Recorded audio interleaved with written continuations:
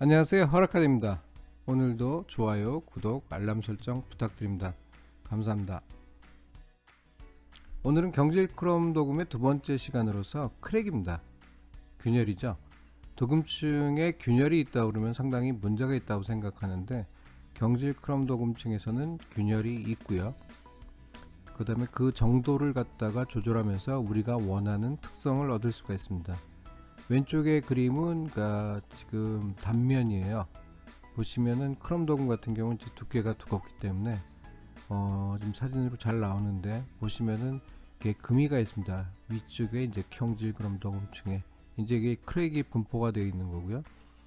오른쪽은 이제 표면 사진입니다. 그러면 이제 뭐 그 가뭄에 그 논바닥이 갈라진 것처럼 그런 형태로서 이제 크랙이 존재를 하게 됩니다. 왜 크랙이 생기는가 하냐면은, 크롬 도금을 할 때는 크롬 도금층이 전착을 하지만은 여기에 수소도 같이 들어와 버려요. 그래가지고 보시면은 CR6가가 그 다음에 있고, 수소 이온, 그 다음 전자가 붙어가지고 CrHX라는 그런 준안정 상태, 메타스테이블 상태가 되면서 이제 베타크롬이란 것들이 먼저 전착이 됩니다. 보시면은 그런 결정 구조 안에 수소가 있는데, 이게 시간이 지나가면 수소가 빠져나가요. 그래가지고 크리스탈라이제이션 해가지고 여기서 수소가 빠져나가면서 크롬만 남았을 경우에는 크롬이 빠져나간 그 흔적으로서 크랙이 남게 됩니다. 그 최종적으로는 그 스테이블한 상태, 안정한 상태의 알파 크롬이 되고요. 이 경우에는 지금 보시면은 BCC가 되죠. 이렇게 하기 때문에 이 도금 과정에서 수소가 들어왔다가 수소가 빠져나가는 그런 자국이 남게 되는 거, 그것이 이제 크랙입니다. 그리고 실제로 보시면 그 논문을 보면은 각 도금 조건, 그래서 X축은 이제 전류 밀도, Y축은 도금력의 온도에 따라서 생성되는 크롬의 그 조직이 달라져요. 그래서 낮은 온도에서는 지금 FCC, 그 다음에 어느 정도 15도에서는 HCP. 근데 저희가 보통 도금하는 거는 55도 정도 되기 때문에 이 경우에는 BCC와 HCP가 혼재된 형태로서 도금층이 형성된다는 연구가 있습니다. 아주 실제로 얼만큼 크랙이 많이 생기냐 하는 거를 갖다가 보면은, 그 74년에 이제 일본의 코니시라는 사람이 금속 표면 기술에 이제 발표한 논문을 보면은 X축이 애칭량이고요. 오른쪽에 이제 Y축은 크랙 수입니다. 보시면은 우리가 익히 알고 있는 서전트욕, 그 다음에 브라물욕, 유기촉매욕으로 했을 때 보면은 일단은 위로 올라가는 거, Y축으로 올라갈수록 여기서는 이제 크랙이 많이 생깁니다.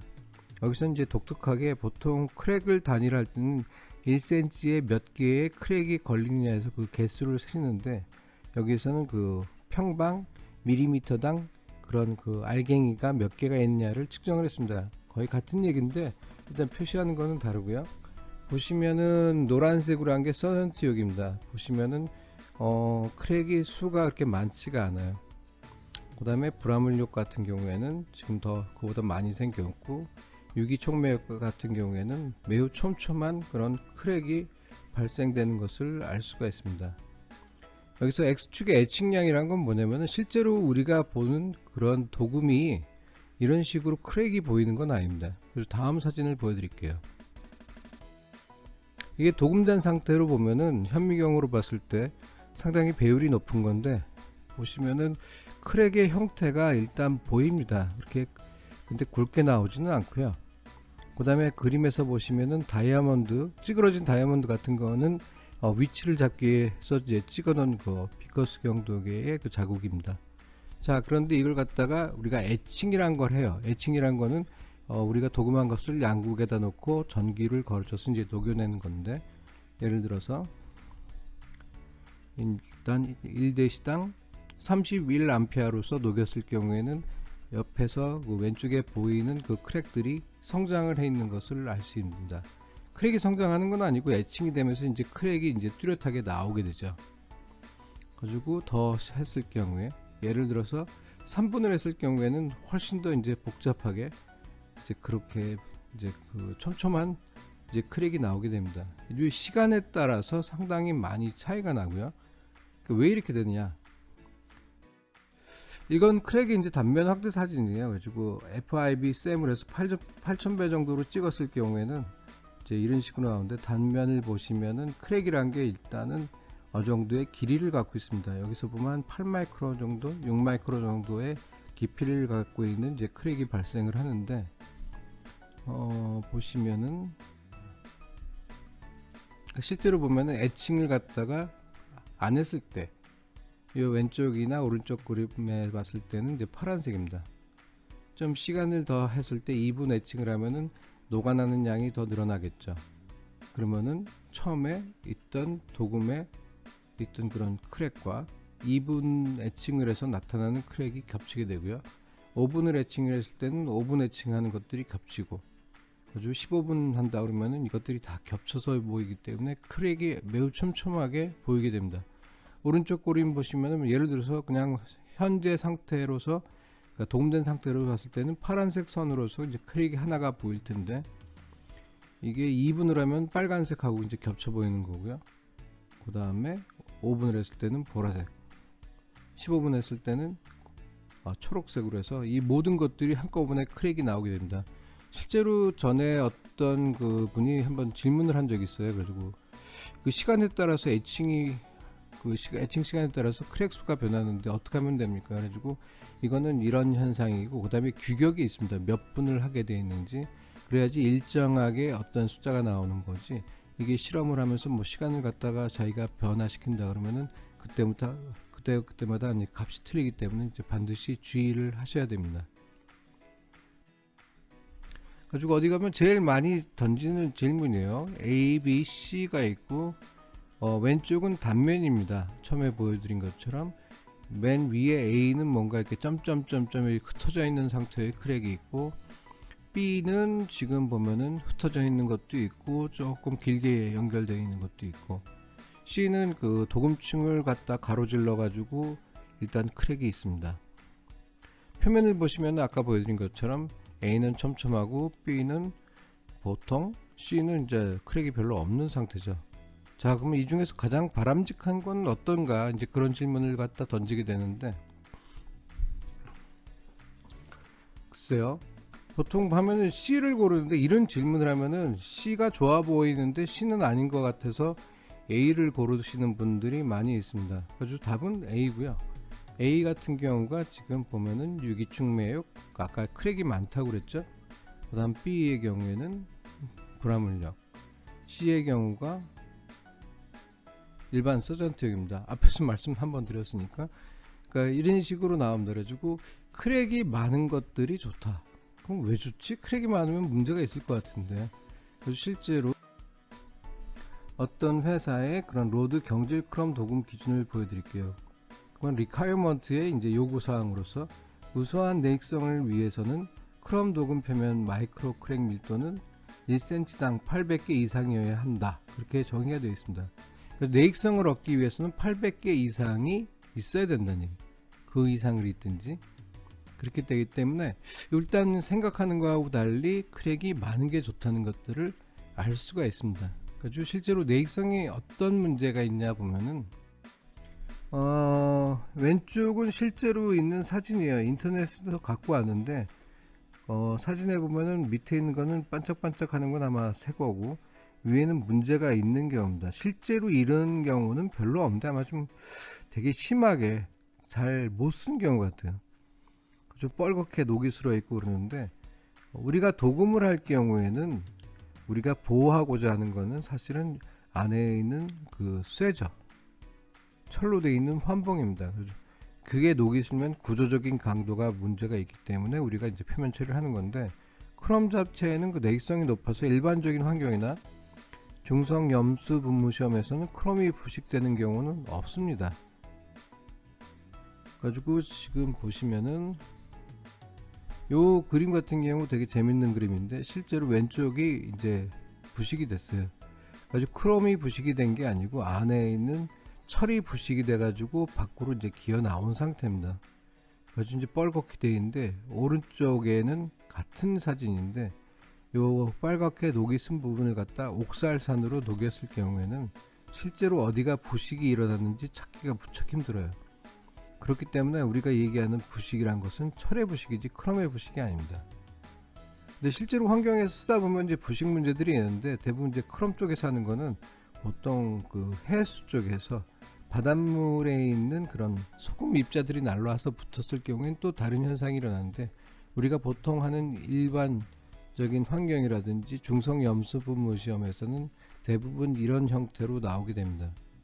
이 경우에는 크랙이 매우 유효하게 작용하고요. 그래서 아까처럼 800개 이상, 뭐 1000개 이상 그런 식으로 이제 기준을 정하는 겁니다. 자, 그럼 왜 크랙이 많으면은 내익성이 좋아질까? 아까 말씀드린 것처럼 우리가 관찰하는 거는 소재, 보통 이제 탄소광의 부식이라고 보면은, 만약에 크랙이 이렇게 쭉 크롬 도금층을 타서 소재까지 연결되어 있는 경우, 밑에 보시면 이제 쭉 뚫려 있죠.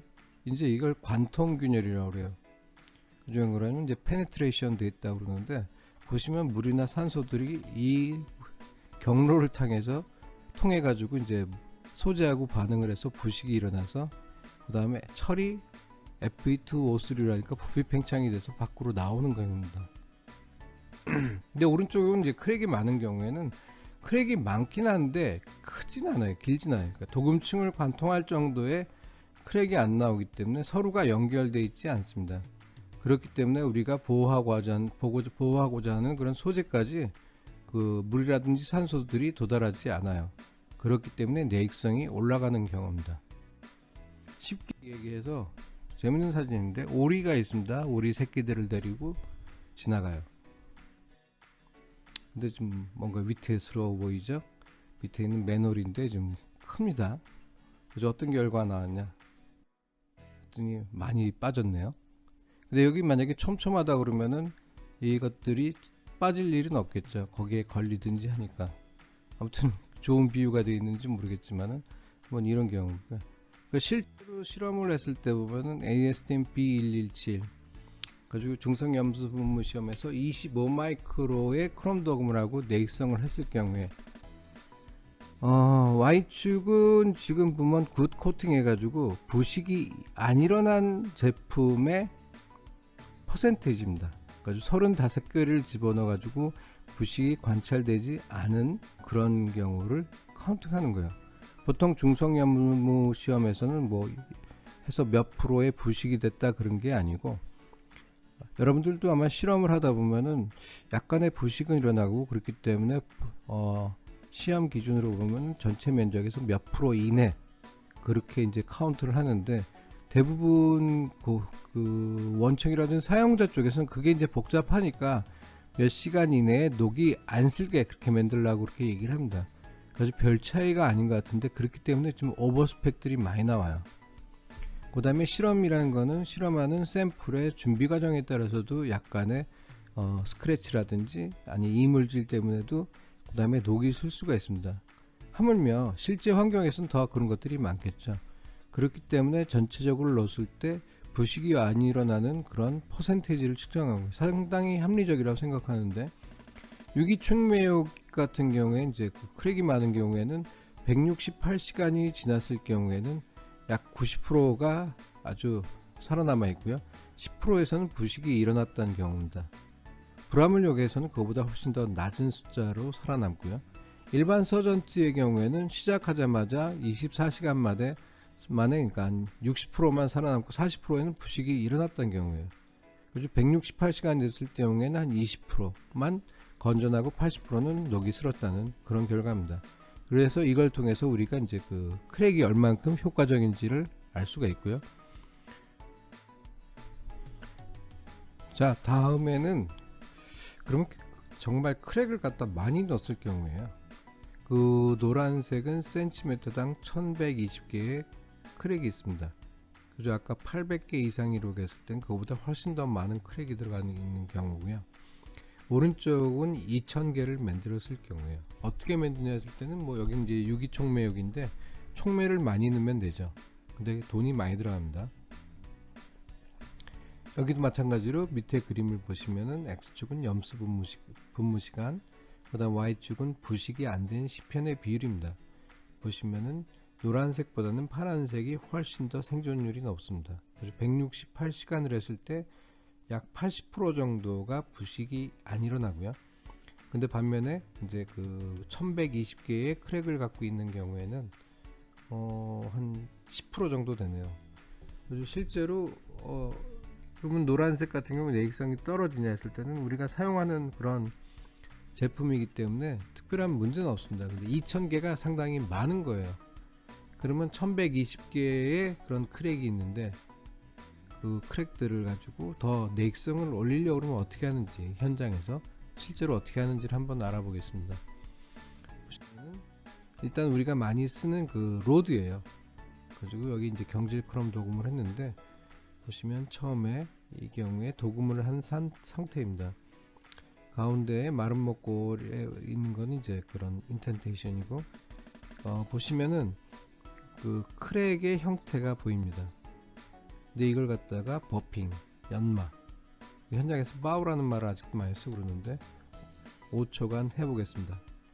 이 경우에는 크랙의 형태들이 약간 남아있기는 하는데 많이 없어졌어요. 이게 무슨 얘기냐면은 아예 크랙을 갖다가 처음에 이제 그 물리적으로 연마를 통해서 문대서 크랙이 열려있는 상태를 없애는 겁니다. 더 심하게 10초간 버핑을 하고 초음파 탈지를 했을 경우에, 이 경우에는 보시면은 크랙의 흔적이 없습니다. 이렇게 되니까 크랙을 통해서 아까 말씀드린 것처럼 물하고 산소가 되는데 크랙이 닫혀 있기 때문에 내익성은 비약적으로 올라가게 되겠죠. 그래서 현장에서 로드를 만들 때는 반드시 도금을 한 후에 버핑을 합니다. 이렇게 해서 크랙을 이용해서 또 내익성을 올리게 되는 거겠죠. 자, 오늘은 여기까지 하고요. 오늘도 구독, 좋아요 부탁드리고 다음 시간에 찾아뵙겠습니다. 혹시 허락아카데미에서 다뤘으면 하는 것들이 있으면은 댓글에 남겨주시면은 반영해 보겠습니다. 감사합니다.